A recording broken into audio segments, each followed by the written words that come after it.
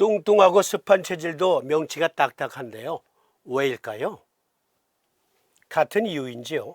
치료법도 알고 싶습니다. 여기서 같은 이유인지요에는 소곤중탕증을 말씀하시는 거겠죠? 지금부터 강론입니다. 기능성 위장장애, 위염, 위궤양, 십이장궤양, 신경성 위염 등등 어떻게 치료해 줄 것인가, 의과학적인 근거를 통해서 여러분들에게 아주 쉽고 간단한 요법 제시해 드립니다. 오늘의 주제는 담적 위장병 이렇게 치료왔어요. 아니, 지난 시간까지 담적 위장병이라는 것은 실체가 없다며. 그렇습니다.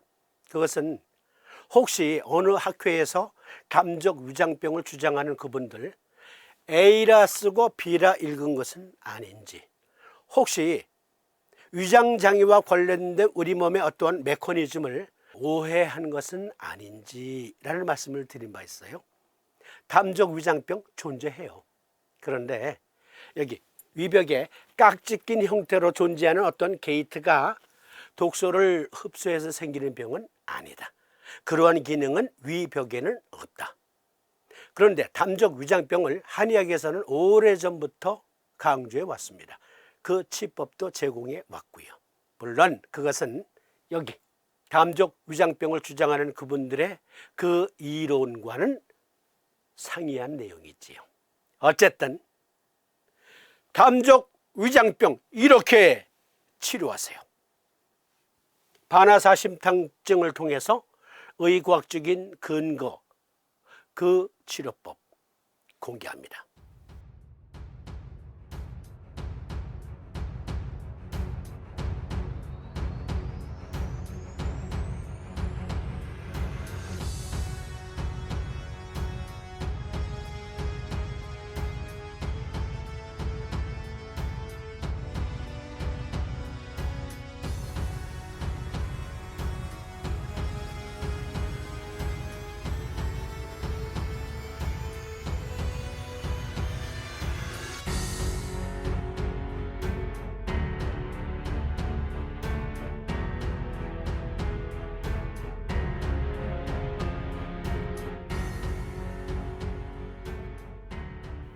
먼저 반화사심탕의 약 구성은 반화, 황금, 건강, 인삼, 구감초, 대조, 그리고 황연 이렇게 7가지로 구성되어 있는데요.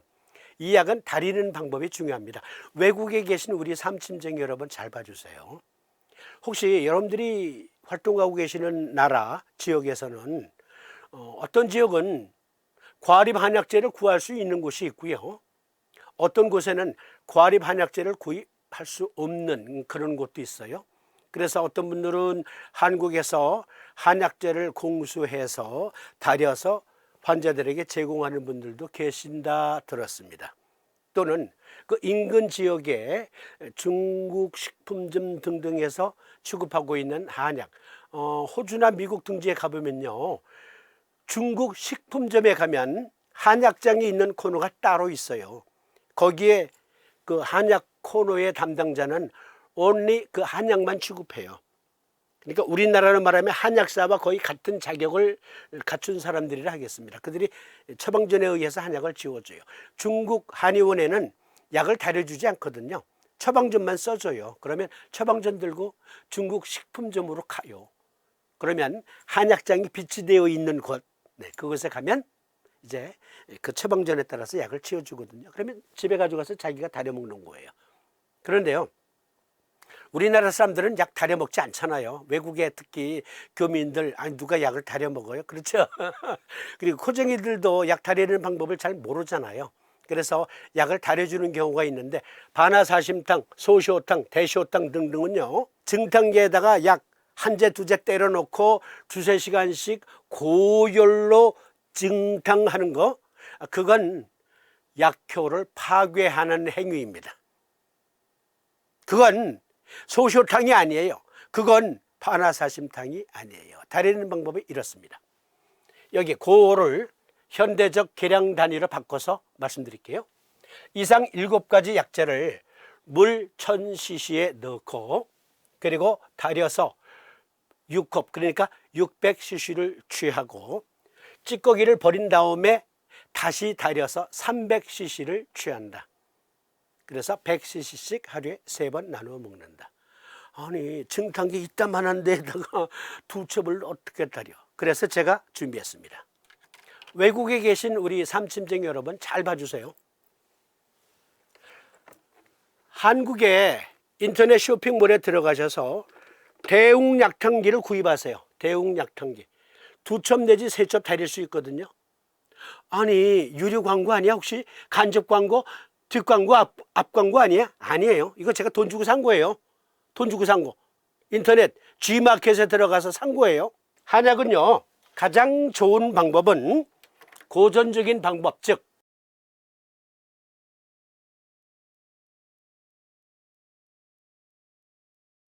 주전자식으로 된 약탕기에다가 약을 넣고 달이는 거, 그 방법이 가장 좋습니다. 물은 100도씨에서 끓잖아요. 그렇지만 약을 넣고 달이다 보면은 약 98도 정도에서 은근히 달이게 되면 약효가 충분히 우러나옵니다.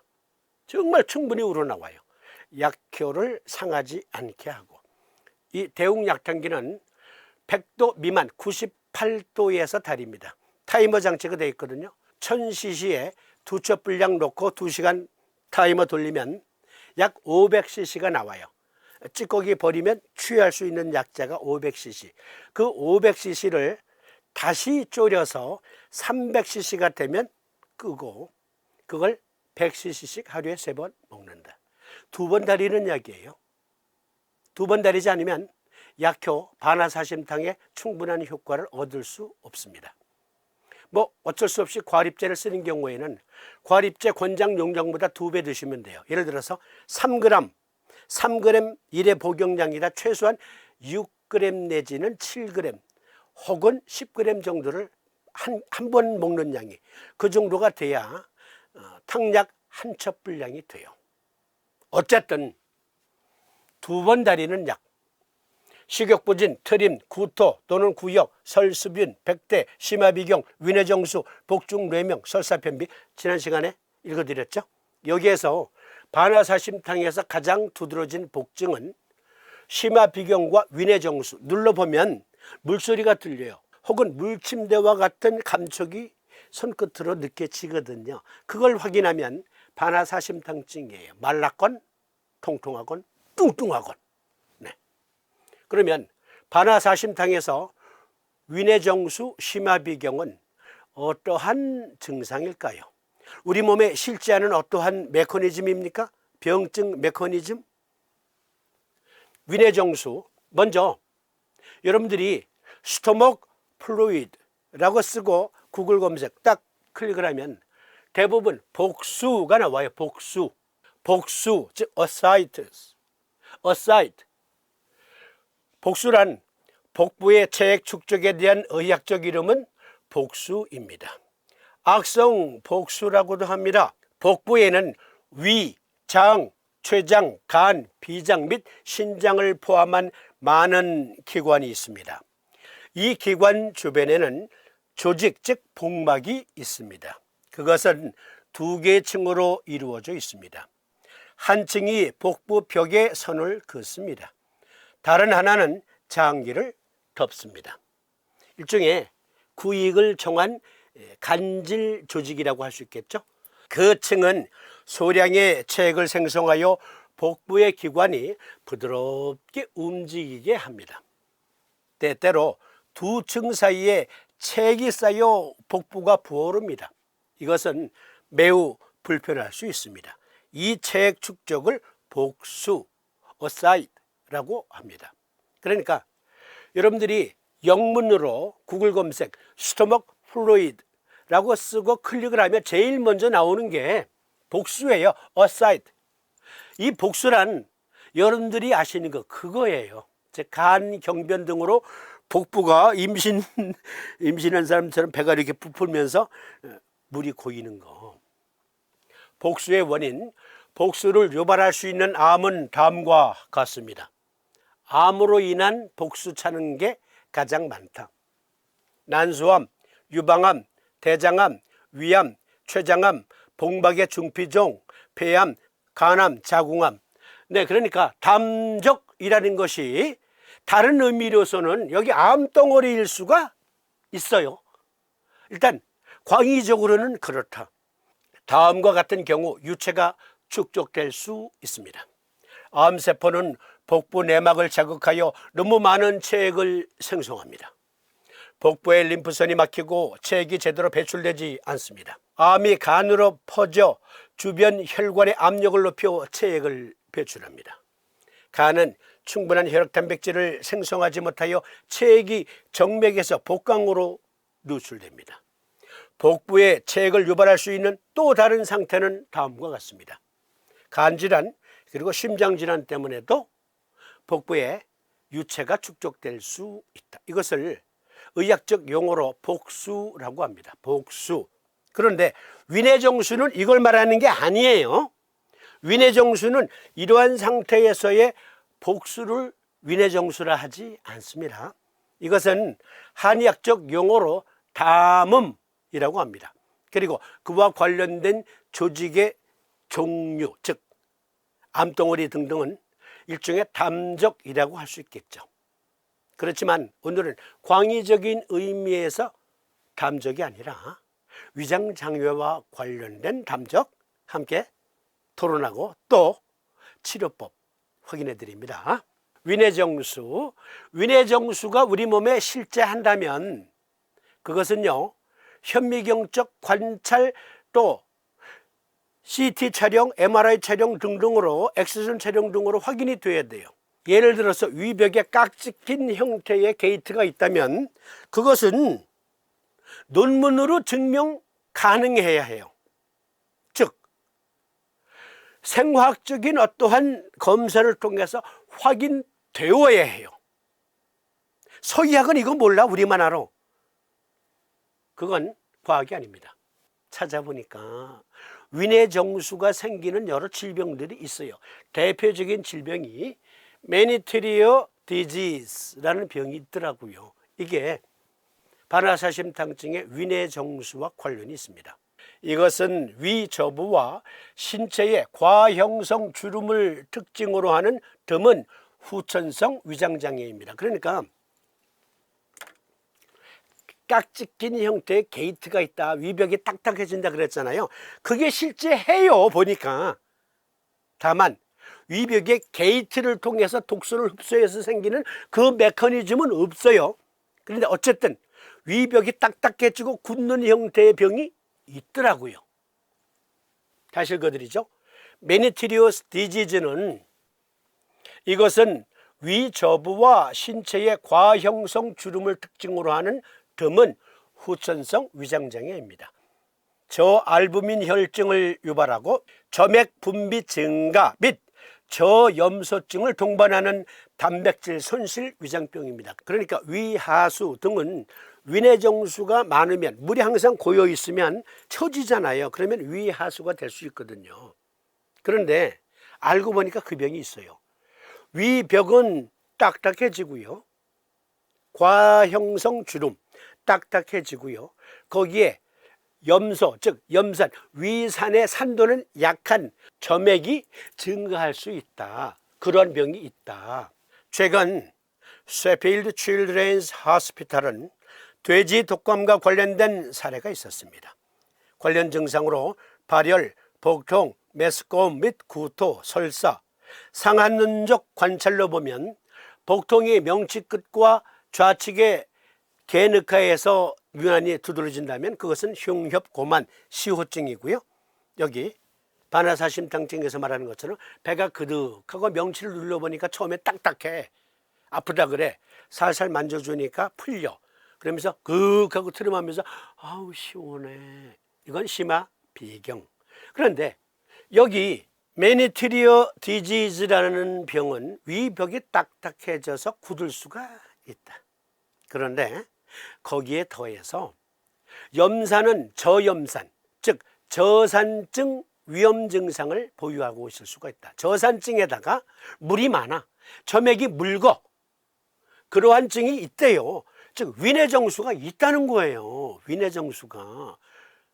그러니까 위뇌정수가 동의학에서 2500년 전부터 강조했던 증후인데 이것을 아니 위내정수가 있는데 어떻게 말로 설명할 방법이 없네.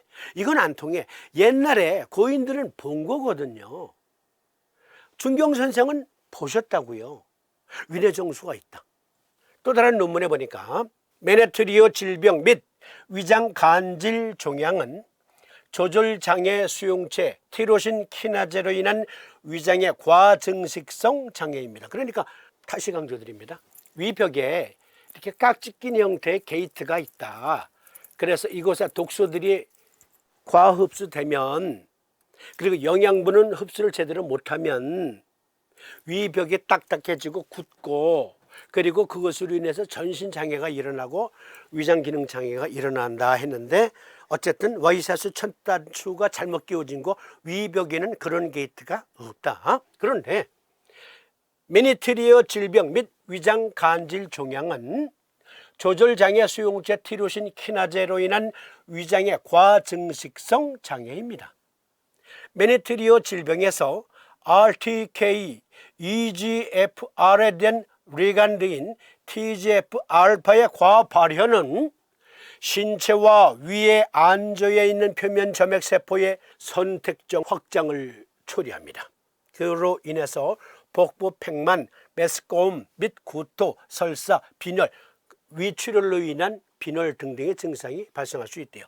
여기서 용어 가스트로인테스티널 스트로말 튜머스, 요건 담적이에요. 문자 그대로 담적. 위장암, 췌장암, 소장암, 대장암, 덩어리가 있는 것, 그거 담적이에요. 리셉터 티로신 키나제, 티로신 키나제 수용체라는 것이고, 보다 자세한 내용은 여러분들이 손품 팔아서 확인하세요. 일단 용어만 간단하게 지적해 드리는 겁니다. TGF-알파, 트랜스포밍 그라우드 팩터 알파, 형질 전환 성장 인자 알파라는 건데요. 어쨌든 위벽에 깍지 낀 형태의 게이트로 인해서 생기는 병은 아니에요. 그건 아니에요. 어쨌든 여기 보니까 TGF-알파가 과형성되면 각가지 난치성 위장장애를 가져온대요. 난치성 위장장애. 그러니까 A라 쓰고 B라고 읽는다. 담적병. 자, 이걸 먼저 강조드리면서 반화사심탕증의 심화 비경, 구토, 설사, 위내정수. 그러니까 소설 동의보감 읽어보신 분들은 선조의 후궁 중에 공빈이 있었어요. 공빈. 정광열 씨가 주연한 허준 드라마에 보면 선조의 처남이 되게 까탈스럽게 하고 막 허준이를 뭐 던지고 해가지고 막 상처 입히고 그러잖아요. 그건 드라마상의 얘기고, 또 소설 동의보감의 이은성님 역시 이것도 원래 고전의 정사에 있는 건 아니에요. 전해 내려오는 전설에 의하면 선조의 처남 반위를 반화사심탕으로 고쳤다라는 기록이 소설 동의보감에 나옵니다. 그래서 그것을 근거로 많은 그 한방제약회사가 반화사심탕 위암을 고쳤다는 기록도 있습니다. 이렇게 말하는데 그 기록은 정사의 기록은 아니고 이은성 님이 이런 그 세간의 전설 등을 근거로 책에 쓰신 내용이에요. 어쨌든 여기 반위가 위암입니다. 그런데요, 여러분 그거 아세요? 소설 동의보감이나 또는 허준 드라마에 보면 허준이 침을 기가 막히게 놓았다라는 장면들이 묘사되어 있죠. 그거는 사실이 아니에요. 원래 정사에 의하면 선조가 이런 말을 허준에게 합니다. 나의 이 증상은 침을 맞아야 낫는다고 허임이 말하던데 그대는 어찌 생각하오? 그러니까 허준이 네, 저는 사실 침을 잘 못 씁니다. 침은 허임에게 맡기십시오 라는 정사의 기록이 있어요. 허준은 약을 잘 쓴 사람이지 침을 잘 놓은 사람 아니에요. 그래서 아마도 공빈의 그 남동생 선조의 처남에게 반화사심탕을 썼다라는 기록은 옳을 수가 있어요. 맞을 수가 있어요. 어쨌든 반화사심탕은 이러한 담적, 즉 위암으로서의 담적에도 유효합니다. 실제 중국이나 일본에서는 반화사심탕을 통해서 많은 위암을 고친 논문들이 속속 발표되고 있어요. 반화사심탕 믿고 쓰세요. 물론 증을 확인하고 쓰셔야 되겠죠. 어쨌든 A라 쓰고 B라고 읽는다. 담적병에 대한 오해에서 비롯된 어떤 학회에서의 주장, 그것은 과학적으로 보다 더 검증해 볼 필요는 있겠다. 다시 강조드리면서 윈의 정수란 복수가 아니다. 여기 저알부민 혈증을 유발하고 점액 분비를 증가시키고 또 염산은 묽어요. 묽은 저산증을 동반하는 단백질 손실 위장병, 반화사심탕의 윈의 정수는 존재해요.